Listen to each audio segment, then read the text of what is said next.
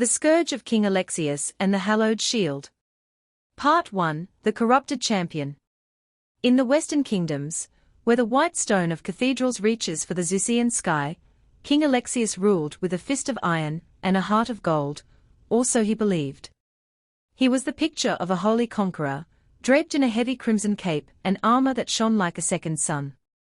To Alexius, the Sanskrit mantras of the Lotus Realms were chaotic sorcery, and the Arabic words of Zayran were scholarly heresy. He did not know that his holy mission was being whispered into his ear by Hallowed, a Shadow Priest of Dajjal. Using a twisted blend of Latin and persuasive English, Hallowed turned the king's piety into pride. Alexius began a Purification Crusade, burning ancient scrolls and shattering sacred relics, believing he was bringing order to Avalon. Part 2, The Priestess of the Dark Robes. While the king's court cheered, Sister Lyra wept.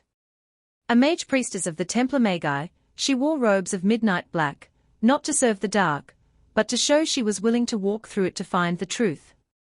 When she confronted Alexius with an English prayer of truth, the king, blinded by Hallowed's linguistic deceptions, saw only a traitor. Lyra escaped her cell and fled east. She did not seek an army, she sought the true hallowed shield, a mythic relic said to be hidden in the icy monasteries of Boreas. On her journey, her rigid Western hymns failed her against a magical blizzard. Only when she let go of her pride and spoke simple English verses of harmony did the mountain spirits allow her to pass. There, with the help of Brother Tenzin, she found the shield, not in a gold vault, but resting in a pool of perfect, humble stillness.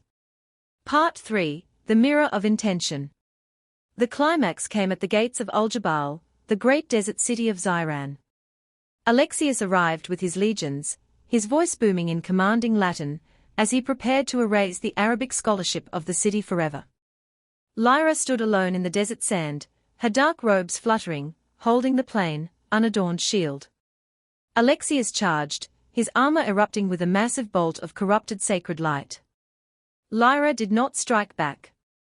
She simply held the shield high. The artifact did not block the blow, it judged it. Sensing that the king's magic was fueled by pride and deception, the shield turned the light back into a mirror. The blast stripped Alexius of his magical dome and shattered his glittering armor, leaving him shivering and exposed. Hallowed, his cover blown, dissolved into a black mist and fled back to the dark lands of Dajjal. Epilogue, The Healing of Avalon. Alexius sat in the dust, a broken man. But Lyra did not draw a sword. Instead, she knelt beside him. She began to chant a beautiful, soft melody, a blend of Latin prayers of contrition and a Bengali healing chant she had learned from the Lotus pilgrims. As the magic washed over the scorched earth, life began to return to the desert border. Alexius finally understood, the true hallowed shield was not a weapon of war, but a barrier of humility. He spent the rest of his days rebuilding what he had destroyed, ensuring that the light of the West would never again try to put out the stars of the East. On Avalon, the legend of the shield became a story of how diversity is the only thing that can truly protect the light. Visual for the Scourge of Alexius.